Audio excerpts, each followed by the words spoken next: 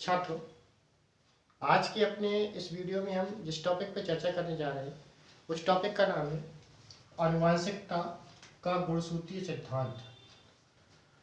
आनुवांशिकता का गुणसूत्रीय सिद्धांत अगर कहें तो ये सिद्धांत का प्रतिपादन करने वाले वैज्ञानिक थे सटन एंड वावेरी। ठीक है, सटन एंड वावेरी नामक वैज्ञानिक ने सन 1902 में इस सिद्धांत का प्रतिपादन किया था और इस सिद्धांत के बारे में डिटेल से बताने वाले वैज्ञानिक थे मॉर्गन और स्टर्टवार्ट के साथ साथ ब्रिजेज नामक वैज्ञानिक ने इसका विस्तृत अध्ययन किया। ठीक है, तो आनुवांशिकता का गुणसूत्रीय सिद्धांत कब प्रतिपादित किया गया? 1902 में। ठीक है, सन 1902 में प्रतिपादित किया गया। ये विकल्प का क्वेश्चन बन जाएगा आपका। और इस सिद्धांत को प्रस्तुत करने वाले वैज्ञानिक थे सटन एवं वावेरी। ठीक है, सटन एवं वावेरी नामक वैज्ञानिकों ने इसका प्रतिपादन किया था।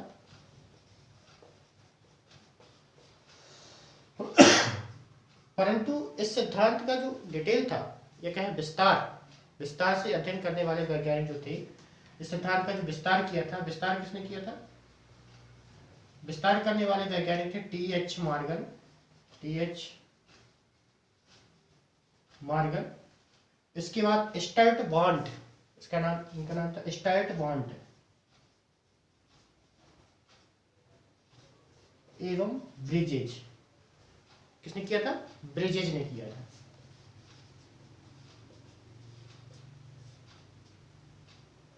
ब्रिजेज।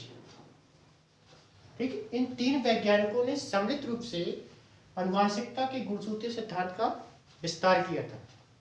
प्रतिपादन सटन वावेरी ने किया था। कब किया था? 1902 में किया था। ठीक है, ये विकल्प के क्वेश्चन बनते हैं। इसके बाद हम चर्चा करते हैं कि इस सिद्धांत का जो मूल आधार है, वह मूल आधार किस पर आधारित है, मतलब सिद्धांत किस पर आधारित है। इस सिद्धांत का जो मूल आधार है वो क्या बताया गया? सिद्धांत का मूल आधार मतलब यह सिद्धांत किस पर आधारित है।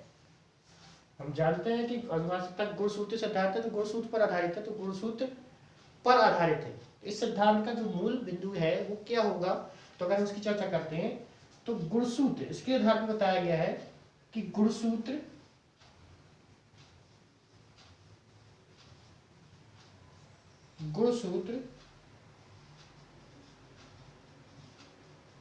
आनुवांशिक गुणों के क्या होते हैं? वाहक होते हैं। गुणसूत्र आनुवांशिक गुणों के वाहक होते हैं। ठीक है, ये अगर हम कहें कि आनुवांशिकता के गुणसूत्रीय सिद्धांत का जो मुख्य आधार था वो क्या था? गुणसूत्र आनुवांशिक गुणों के वाहक होते हैं। ठीक है, ये बताने वाले वैज्ञानिक सटन वावेरी थे। फिर इस बिंदु पर डिटेल से चर्चा जो किया वो किसने किया? टी.एच. मॉर्गन, स्टर्टवार्ट और ब्रिजेज ने किया। अगर हम कहें कि आनुवांशिकता का जो है गुणसूत्र क्या होते हैं? आनुवांशिक गुणों के वाहक होते हैं। अब आनुवांशिक गुणों के वाहक होते हैं तो आनुवांशिक गुण कैसे एक पीढ़ी से दूसरी पीढ़ी पहुंचते हैं? तो युग्मकों के द्वारा पहुंचते हैं। किसके द्वारा पहुंचते हैं? युग्मकों के द्वारा। इसके पहले हम चर्चा पिछले पाठों में पढ़ चुके हैं कि युग्मक निर्माण की क्रिया होती है, अर्थात शुक्राणु अंडाणु बनते हैं। तो शुक्राणु अंडाणु जब बनते हैं तो उनका क्या होता है? संलयन की क्रिया होती है। संलयन से जाइगोट बनता है और जाइगोट के फलस्वरूप जो जनकों के लक्षण होते हैं वो संततियों में जाते हैं। तो सामान्य तौर पर युग्मकों के माध्यम से क्या होता है? गुणसूत्र अगली पीढ़ी में स्थानांतरित होते हैं। ठीक है, गुणसूत्र अगली पीढ़ी में किसके माध्यम से स्थानांतरित होते हैं? युग्मकों के माध्यम से। ठीक, युग्मक के माध्यम से होती है। अगर हम बात करें कि आनुवांशिकता के गुणसूत्रीय सिद्धांत के मुख्य बिंदु क्या क्या है, इस सिद्धांत एक बिंदु पर तो आधारित नहीं होगा, लेकिन ये मुख्य बिंदु था। इसके बारे में डिटेल में जो इनने चर्चा की, टी.एच. मॉर्गन ने, स्टर्टवार्ट ने और ब्रिजेज ने, तो इन्होंने क्या बताया? इन्होंने विस्तार से क्या बताया? तो हम उस विस्तार से जो बिंदु बताए उन बिंदुओं के बारे में चर्चा कर लेते हैं। इस सिद्धांत के जो प्रमुख बिंदु थे, प्रमुख बिंदु में सबसे पहला बिंदु बताया गया था कि गैमीट अर्थात युग्मक युग्मक क्या करते हैं, दोनों दो पीढ़ियों के मध्य सेतु का कार्य करते हैं। सेतु का कार्य पहला भी जो बताया गया है गैमीट, या इसको हम युग्मक भी कहते हैं, या सरल से शब्दों में शुक्राणु एवं अंडाणु। ठीक है, हम कुछ भी कह सकते हैं इसको, गैमीट कह लें, युग्मक कह लें, या शुक्राणु अंडाणु कह लें। ठीक है, ये क्या करते हैं, एक पीढ़ी से दूसरी पीढ़ी में सेतु का कार्य करते हैं। मान लीजिए ये माता पिता है, ठीक है, तो माता पिता में बनते हैं शुक्राणु और माता बनते हैं अंडाणु। ठीक है, और ये इनसे उत्पन्न होने वाली संतान है। ठीक, तो यदि शुक्राणु और अंडाणु नहीं बनेंगे तो क्या ये संतान उत्पन्न नहीं होगी। तो इनके लक्षण जो है वो शुक्राणु अंडाणु में है, और शुक्राणु अंडाणु के का संलयन होता है तो जाइगोट बनता है, और जाइगोट बनता है तो संतति उत्पन्न होती है। तो ये जनकों के और संततियों के बीच जो सेतु का कार्य कर रहे हैं, क्या कर रहे हैं, गैमीट कर रहे हैं। वो गैमीट क्या कहलाते हैं, युग्मक कहलाते हैं। युग्मक, गैमीट को हिंदी में कहते हैं युग्मक, युग्मक कहलाते हैं शुक्राणु और अंडाणु। तो क्या करते हैं कि गैमीट या युग्मक या शुक्राणु अंडाणु क्या करते हैं, दो पीढ़ियों के बीच सेतु का कार्य करते हैं। दो पीढ़ियों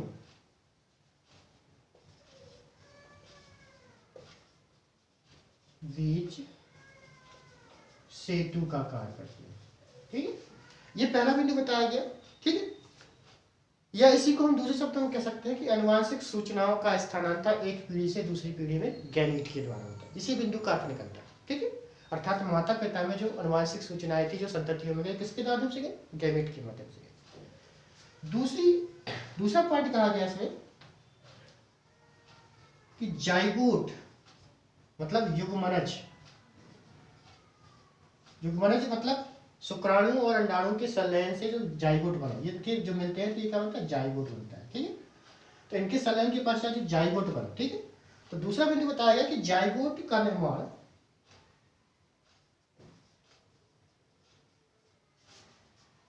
शुक्राणु एवं अंडाणु के संलयन से होता है। ठीक है, दूसरे बिंदु में इन्होंने चर्चा की कि जाइगोट अर्थात युग्मनज का निर्माण शुक्राणु और अंडाणु के संलयन से होता है, अर्थात निषेचन की क्रिया से होता है। निषेचन की क्रिया को हम क्या कहते हैं, संलयन क्रिया कहते हैं। तो संलयन की क्रिया के फलस्वरूप क्या होता है कि जाइगोट या युग्मनज का निर्माण होता है।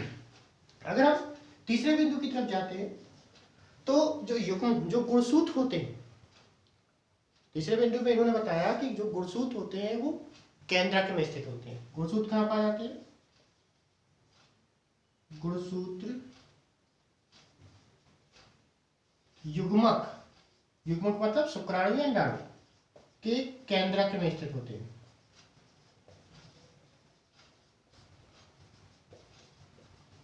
ठीक है, गुणसूत्र कहां स्थित होते हैं, गुणसूत्र युग्मकों के केंद्रक में स्थित होते हैं, अर्थात शुक्राणु और अंडाणु के केंद्रक में स्थित होते हैं। चौथे बिंदु पर चर्चा करते हैं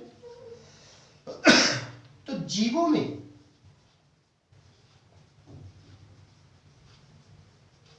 गुणसूत्रों की संख्या निश्चित होती है। चौथा बिंदु बताया है कि प्रत्येक जीव में गुणसूत्रों की संख्या निश्चित होती है। जैसे हम सिंपल सा उदाहरण मनुष्य का ही ले लेते हैं, मनुष्य में गुणसूत्रों की संख्या की बात करें तो 46 होते हैं, अगर जोड़े की बात करें तो 23 जोड़े होते हैं। ठीक है, उसी प्रकार अगर हम चर्चा करते हैं कि मक्का में, तो मक्का में 20 होते हैं। ठीक है, तो गुणसूत्रों की संख्या प्रत्येक जीव में निश्चित होती है, ये भी अनुवांशिकता के गुणसूत्रीय सिद्धांत में बतलाया गया है। ठीक है, अगर पांचवें बिंदु की चर्चा करते हैं तो पांचवें बिंदु में बताया कि द्विगुणित कोशिकाओं में, द्विगुणित कोशिकाओं में गुणसूत्र एवं जीन हमेशा जोड़ी में पाए जाते हैं। ठीक, जो द्विगुणित कोशिकाएं होती हैं, द्विगुणित कोशिका से तात्पर्य अगर हम सिंपली बात कर रहे कि शुक्राणु है, ठीक है, तो ये द्विगुणित नहीं होता, ये एन होता है। अगुणित होता है। अंडाणु क्या है, ये भी अगुणित है। लेकिन जब इन दोनों का संलयन हो जाता था, जाइगोट बनता है, तो जाइगोट क्या हो जाता है, 2n हो जाता है, अर्थात द्विगुणित हो जाता है। तो द्विगुणित कोशिकाओं में क्या होता है कि जो गुणसूत्रों की संख्या होती है वो गुणसूत्र और जीन दोनों द्विगुणित हो जाते हैं, मतलब दुगने हो जाते हैं। ठीक है। अगर हम मनुष्यों की बात करें तो मनुष्य के शुक्राणु में 22 प्लस एक्स और इसमें 22 प्लस एक्स या 22 प्लस वाई, ठीक है, या इसमें रहेगा 22 प्लस एक्स। मतलब या तो ये कंडीशन हो सकती है या ये कंडीशन हो सकती है। ठीक है। तो टोटल मिला के दोनों को जब मिला देंगे तो 44 और 45 और 46, मतलब टोटल 46 है। तो अगर हम बात करते हैं कि द्विगुणित कोशिका मतलब जाइगोट क्या है, एक प्रकार की द्विगुणित कोशिका है, तो द्विगुणित कोशिकाओं में गुणसूत्र एवं जीन हमेशा जोड़े पाए जाते हैं। ठीक है, जोड़े पाए जाते हैं। इसलिए हम कहते हैं कि मनुष्य में 23 जोड़ी गुणसूत्र पाए जाते हैं, जिन पर लगभग 40,000 जीनोम पाए जाते हैं। ठीक है। अगर हम छठवें बिंदु की बात करते हैं, छठवें बिंदु में है कि जीवों में उत्पन्न आनुवांशिक लक्षण गुणसूत्र के व्यवहार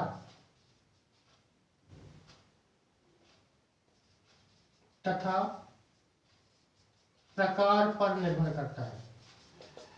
मतलब कहने का तात्पर्य है कि जीवों में जो आनुवांशिक लक्षण स्थानांतरित होते हैं, जो प्रकट होते हैं, वो किस पर निर्भर करता है, गुणसूत्र के व्यवहार और उसके प्रकार पर निर्भर करता है। ठीक है। इसके बाद अनेक जीवों की हम बात करें, बहुत सारे जीवों की बात करते हैं, जैसे हम सिंपल मनुष्य को ही लेके चलते हैं, तो मनुष्यों में जो लिंग का निर्धारण होता है, अर्थात बनने वाली संतति नर होगी या मादा होगी, तो इसका निर्धारण किसके द्वारा किया जाता है, उसमें पाए जाने वाले विशिष्ट लक्षणों को निर्धारित करने वाले विशिष्ट गुणसूत्र, जिन्हें हम लिंग गुणसूत्र कहते हैं, के द्वारा निर्धारित होता है। आनुवांशिकता के गुणसूत्र सिद्धांत में ये बताया गया है कि जीवों में लिंग का निर्धारण विशिष्ट गुणसूत्रों के द्वारा होता है, जिन्हें हम लिंग गुणसूत्र कहते हैं। जैसे मनुष्य की बात करते हैं तो मनुष्य में एक्स और वाई जो 23वां जोड़ा गुणसूत्र होता है, उसके द्वारा लिंग का निर्धारण होता है। ठीक है। तो आनुवांशिकता का गुणसूत्रीय सिद्धांत सन 1902 में सटन बावेरी ने प्रतिपादित किया था। इसका विस्तार से अध्ययन करने वाले वैज्ञानिक थे टी.एच. मॉर्गन, स्टर्टवाल्ट और ब्रिजेस थे। इस सिद्धांत का जो मूल आधार था वो था गुणसूत्र आनुवांशिक गुणों के वाहक होते हैं। मतलब इसके द्वारा बताया गया, पहली लाइन बता दी गई कि गुणसूत्र क्या करते हैं, अनुवांशिक लक्षणों को एक पीढ़ी दूसरी पीढ़ी में ले जाते हैं। इसका विस्तार से अध्ययन जब किया गया तो उसके अंदर कुछ बिंदु निकल के सामने आए। इस बिंदु में बताया कि गैमीट या युग्मक के शुक्राणु या अंडाणु कहे तो दो पीढ़ियों के बीच क्या करता है, सेतु का कार्य करता है। दूसरा बताया गया कि जो जाइगोट होता है अर्थात युग्मनज निर्माण की जब क्रिया होती है तो वो शुक्राणु और अंडाणु के संलयन से होती है, अर्थात शुक्राणु अंडाणु संलयन होते हैं तो जाइगोट बनता है। ये पहले हम पढ़ चुके हैं। इसके बाद गुणसूत्र क्या होते हैं, युग्मक के केंद्रक में स्थित होते हैं। ये भी जानते हैं कि गुणसूत्र कहाँ होते हैं, केंद्रक में स्थित होते हैं। इसके बाद जीवों में गुणसूत्रों की संख्या निश्चित होती है, गुणसूत्रों की संख्या भी निश्चित होती है, पहले से पता था। द्विगुणित कोशिकाओं में जो गुणसूत्र एवं जीन होते हैं वो हमेशा जुड़े पाए जाते हैं।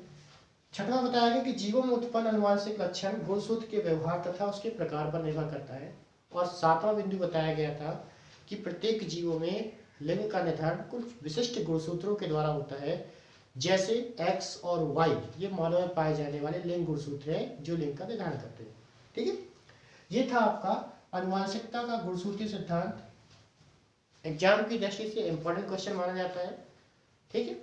अगर जानकारी आपको अच्छी लगी हो, समझ में आया हो, तो वीडियो को लाइक करें, शेयर करें और इस प्रकार की जानकारी या इस प्रकार के प्रश्नों के उत्तर प्राप्त करते रहने के लिए चैनल को सब्सक्राइब करें और साथ ही में बेल आइकन दबाएं ताकि आने वाले वीडियो का नोटिफिकेशन आपको प्राप्त हो सके। धन्यवाद।